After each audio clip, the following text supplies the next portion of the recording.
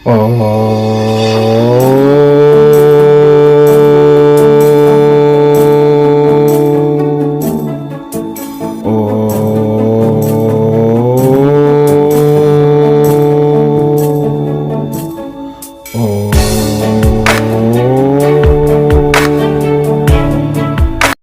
नमस्कार, जय साईं राम।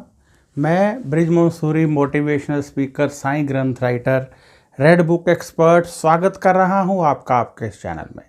आज हम आपके लिए कुछ नया लेकर हाजिर हैं। आप जानते हैं इस चैनल में हम आपके लिए कुछ ना कुछ लेकर आते हैं।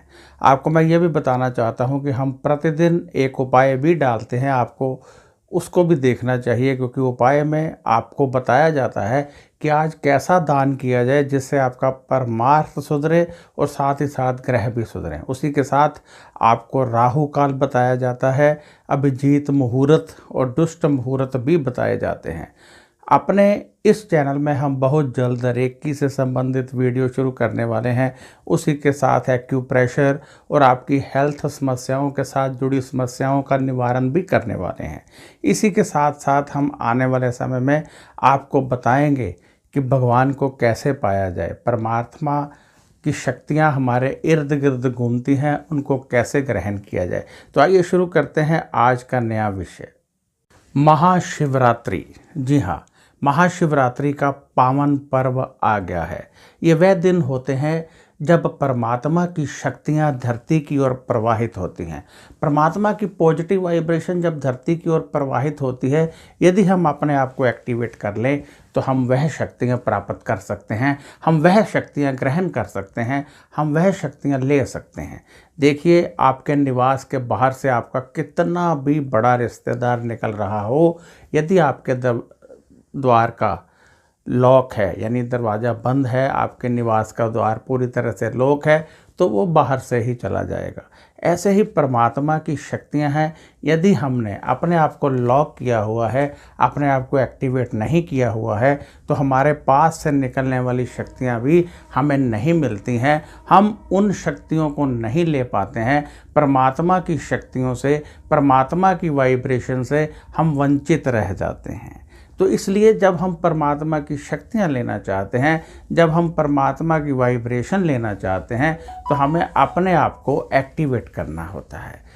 तो हम आज आपको ये बताने वाले हैं कि शिवरात्रि को यदि आप ये 3 वस्तुएं ले आएँ तो आप बहुत अधिक शक्तियाँ ग्रहण कर सकते हैं। शिवरात्रि का पर्व एक ऐसा पर्व है जब शिव भगवान अपनी सभी शक्तियों की झोली खोल देते हैं, यानी आप बहुत अधिक शक्तियाँ ग्रहण कर सकते हैं।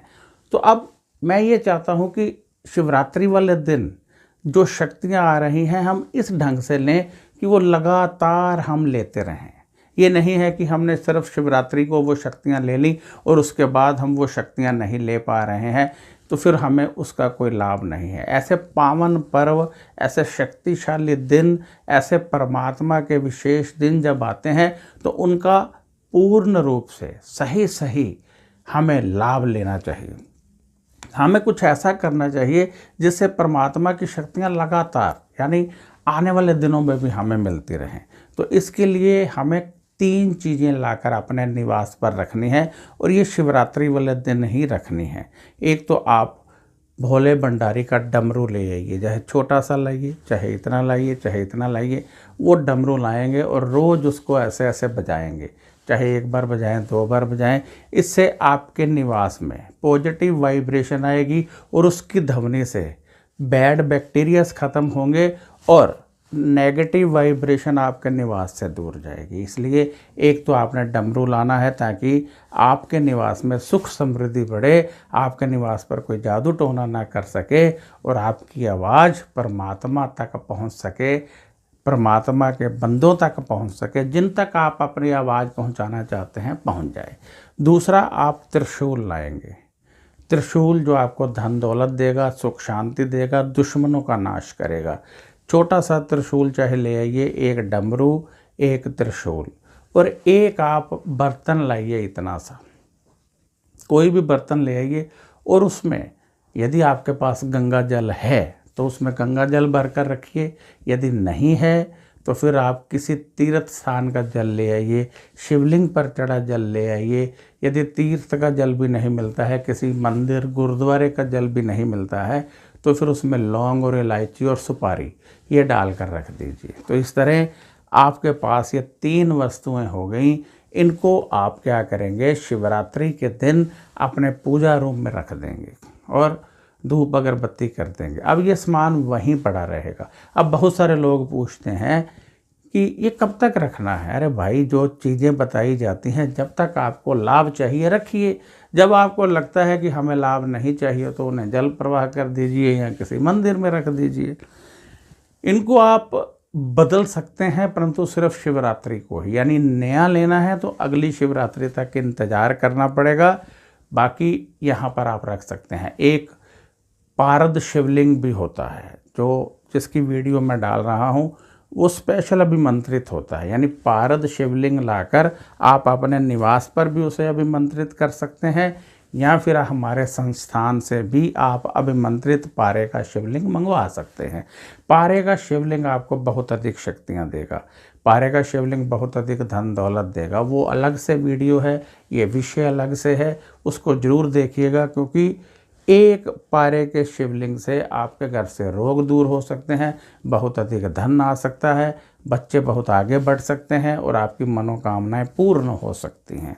अनायास धन मिल सकता है। जो लोग कहते हैं लॉटरी निकलवानी है, उनके अनायास धन आता है। जो लोग कहते हैं जायदाद नहीं मिल रही है, उनको जायदाद मिलती है। जो कहते हैं नया घर, नई गाड़ी नहीं आ रही है, उनकी ये सब मनोकामनाएं पारद शिवलिंग पूरी करते हैं, जिसे आप अपने घर पर भी अभिमंत्रित कर सकते हैं। और अभिमंत्रित लेना हो तो वो हमसे ले सकते हैं। घर पर अभिमंत्रित कैसे किया जाएगा, इसकी वीडियो डाली गई है, सारी डिटेल दी गई है। वो वीडियो अलग से आप ज़रूर देखें। वो मैं एक दिन में, आजकल में वो डाल दूंगा, आप उसको ज़रूर देखिएगा। तो ये जो मैंने उपाय बताए हैं, यानी 3 वस्तुएं बताई हैं, ये शिवरात्रि को अवश्य लाइएगा, आपका भाग्य उज्जवल हो जाएगा। अब मैं यहाँ आपसे इजाज़त चाहूँगा।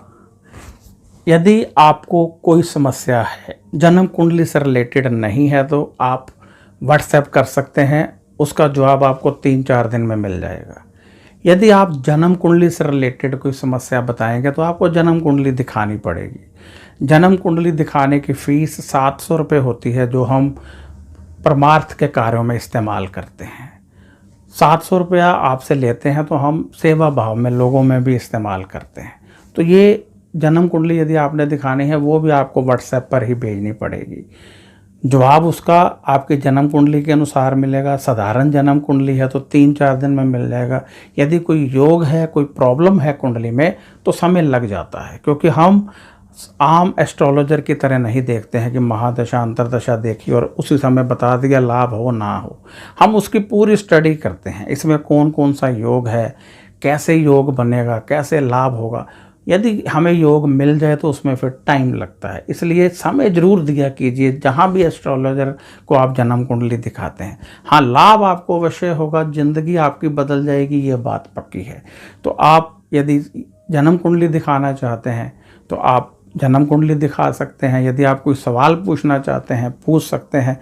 फालतू के मैसेज कृपया मत किया करें। जो आप चित्र भेज देते हैं, फूलों की फ़ोटो भेज देते हैं, वो मत भेजा करें, वो हमें डिस्टर्ब करते हैं। हमें आप भगवान का नाम लिखकर भेजेंगे तो हमें खुशी होगी।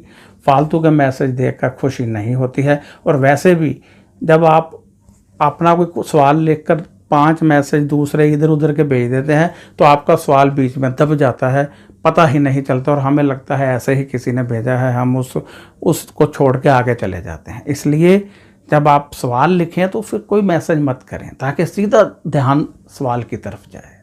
तो अब इजाज़त दीजिए, नमस्कार। और फ़ोन मत कीजिए, फ़ोन यहाँ पर कोई नहीं उठाता है। 9814450802 मेरा नंबर है। व्हाट्सएप भी नंबर है, पेटीएम नंबर भी यही है, व्हाट्सएप नंबर भी यही है, गूगल पे नंबर भी यही है। तो अब इजाज़त दीजिए, नमस्कार, खुश रहिए और अपना ध्यान रखिए।